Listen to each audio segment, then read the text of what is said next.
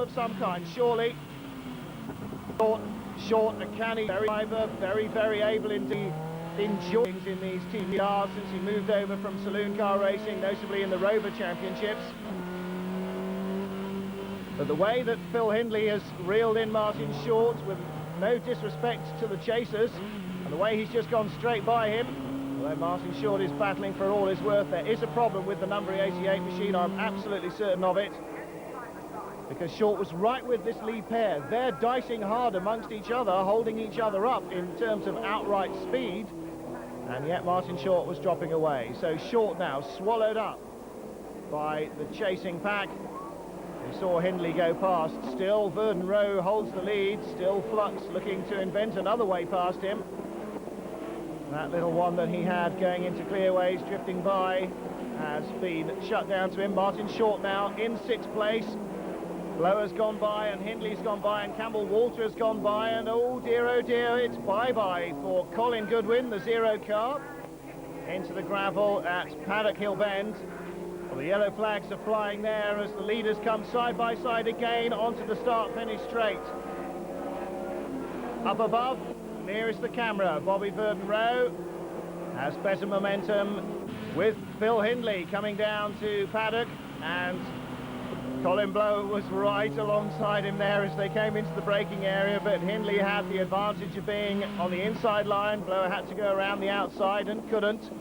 Blower still with him, Campbell Walter with him as well, and Martin Short really is sliding down the order, I'm afraid. Whatever has beset his car, it's certainly hampered his progress in this race, and after a good qualifying, that really is a disappointment indeed. Still, Phil Hindley holding on to 3rd place. Steve Guglielmi there in 6th with Gavin Cooper all over him and Sutcliffe right behind. Here comes Verdon Rowe. Flux having a big twitch in the middle of Paddock. Brake lights are on again.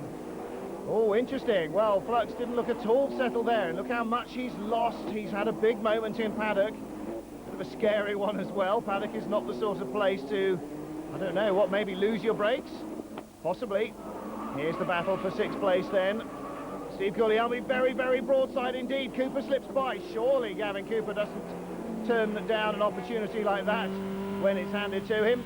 Phil Hindley under pressure now. Hindley in 3rd place. Nobody alongside him on the outside, but it's very unlikely they would be here. Colin Blower slips up the inside, obscured by the car, but now we see him. Headlights ablaze. Bobby Verdon Rowe encounters back marker traffic, gets the hand signal to move past Martin Crash. Thank you very much indeed. Sensible driving by Martin. Took a wide line out of Paddock. Flux through, and then this battle.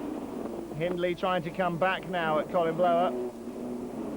And still Guglielmi ensnared in this massive battle for 6th place. Gavin Cooper 6th now. Guglielmi dropping back a couple of spots into the arms of Giles Cooper. And Martin Short in the green car about to be snaffled up by Grant Tromans. Hindley chasing Blower. Somebody off in the gravel at the outside there as they come into clearways. Didn't quite catch who it was. May have been Tim Hood possibly.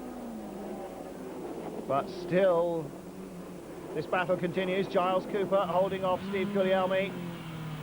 Phil Hindley and Colin Blower setting 2 once more. The only difference this time is that Phil Hindley has now spent the last lap and a half behind. Colin Blower really can't escape though, so there's very little to choose between them. Phil Hindley surely in with a chance of making back his place. He just has to force Blower into a mistake. Of course, that is somewhat easier said than done. Colin Blower, a very wily old stager, although he will argue with the word old, clearly. Till he's grey in the hair, blue in the face, beg his pardon. Phil Hindley chasing over the line. No chance to have a look around the outside of Paddock, but Blower nearly runs wide enough for Phil Hindley to come down the inside. Oh dear, is that the mistake that Hindley needed? No, Blower has enough momentum going through the corner to beat him to Druids. But only just. Jamie Campbell-Walter now. Again, nostrils aflare as he can sniff a chance to get past. He's been sitting back for a couple of laps, preserving his car and gathering his thoughts. now very much ready to come in on the action here, and using Phil Hindley as his stalking horse perhaps to force Blower wide. Well, Phil Hindley goes around the outside, and will Campbell Walter be on the inside of him when we come onto the straight? I shouldn't be surprised. Blower's slowing, Phil Hindley's coming around the outside, Campbell Walter right behind Blower, so either Hindley gets the place or he's hung out to dry. Campbell Walter stuck to the back bumper of Colin Blower's car, and Hindley, I think, is in big trouble here, because if the Blower train can keep going up the inside, and it probably can. No, Phil Hindley going around the outside. Fantastic driving from Hindley, superb stuff. Campbell Walter loses out in his gamble to try and get past Phil Hindley, doesn't work. Now Campbell Walter being faced with the prospects of running wide, and Gavin Cooper slipping up the inside. So 4 cars now in this battle. Contact. Hindley gets the big shove there in the side from Campbell Walter. Didn't see how it started, but we certainly saw how it arrived in the middle section there. Hindley broadside across the track, and Campbell Walter attached to him. Walter on the lens, and Hindley into the pits. The radiator's gone, the race is done. Well, contact there was between Campbell Walter and Hindley. Cooper just evaded it. Both Coopers just evaded it. Campbell Walter sliding back onto the track. Where is he? At the back of this group and running wide. I really feel he might have damaged his tyres quite severely there. In the middle of it, 96, Ian McKellar, the black and yellow checkered car there. So, goodness, what a shuffle then. Bobby Verdon Rowe first, Ian Flux second. Phil Hindley out of it. And now, is this the third place man? Gavin Cooper, I rather fancy it is. Cooper, number 9, in third. Ian McKellar in fourth. Colin Blower in fifth. Giles Cooper in 6th, and Jamie Campbell Walter in 7th. Well, Campbell Walter's hanging out to dry. Gamble didn't work there, and Campbell Walter's got a big problem. I'm sure he's got a puncture. It's all due to that touch there. Either a puncture, or he really is going to have one very soon, because he's pouring smoke off his right-hand front wheel. So there is copious body contact there. You can see the front of his TVR very much misaligned. And if he doesn't have a puncture already, and he clearly doesn't because he is continuing at racing speed, well, his tyre will be cut, no question about it, by the friction from the bodywork. Whether it can last the rest of the race now must be a bit of a worry in his mind. 14, Giles Cooper. Behind him, Colin Blower. Well, Campbell Walter, despite that tyre smoke, coming back at Colin Blower. Checkered flag greets Bobby Verdon Rowe there in the middle of the pack of finishers. All these guys just being lapped. Ian Flux crosses the line now in second, ahead of Gavin Cooper, Ian McKellar, Giles Cooper, Colin Blower and Campbell Walter in that order. Well, fast and furious stuff as ever from the TVRs, and victory again for Bobby Verdon Rowe. And there he is. Oh, interesting little goatee he's developing there, but an interesting battle for the lead now as he closes once more on Ian Flux, the reigning champion. Round 9 of the Pirelli Porsche Cup. As ever, the top 6 qualifiers draw their positions out of the grid.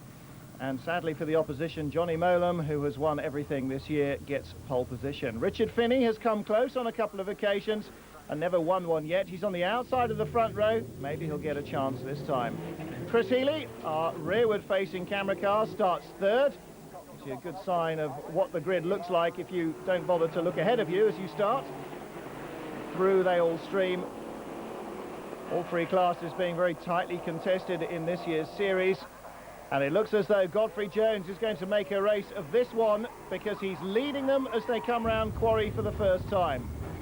Further down the field, Marcus Fothergill starts 12th and has Des Winks in the red car, who started 14th, come alongside. Fothergill slips past Richard True, the white car.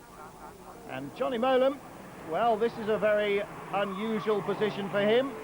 Sensational starting by Robert Babicombe as we ride with Des Winks. Babicombe was third from 8th on the grid, so a great start. There he is in the white and blue machine in third place, ahead of Richard Finney, 4th in his 944. So now then, Godfrey Jones leads. Second place, Johnny Molam. The 97 car of Johnny Molam has been the pace setter, has been the car to beat throughout this season. He set the fastest time in qualifying, but obviously didn't make the best of starts. Around the outside into Quarry is a viable opportunity, and Godfrey Jones took it with both hands. Riding with Des Winks, David Saunders, the yellow car gets very sideways on the grass. Oh, look out! Oh, a big thump, he's hit us. Des Winks spun round on the grass and backwards, just avoids the tyre barriers, but he's had a big thump there. David Saunders got out of control, trying to pass Mike Salmon. Oh, look at that bodywork ripped off the front of Des Winks' machine. I think he is out of the race. I think David Saunders is probably out as well after that impact, but the race continues for the lead and for third place, side by side. Third place, Richard Finney and the reigning champion, Robert Babbicon. There's the number 3 man out of his car. Johnny Molam's been slaughtering the summer insects with his camera. And looking at Camp Corner to have a move for the lead. This time, no mistaking it, he's alongside, and that should give him the lead. It takes a while for it all to sort itself out, and if he doesn't shut the door firmly enough, he might lose it through Avon Rise and into Quarry. No, he's got on the brakes. But so too did Godfrey Jones. So the lead changes. And Godfrey Jones is coming back at him. He will not let this one lie down. Godfrey Jones, Johnny Molam side by side. Richard Finney on his own behind them.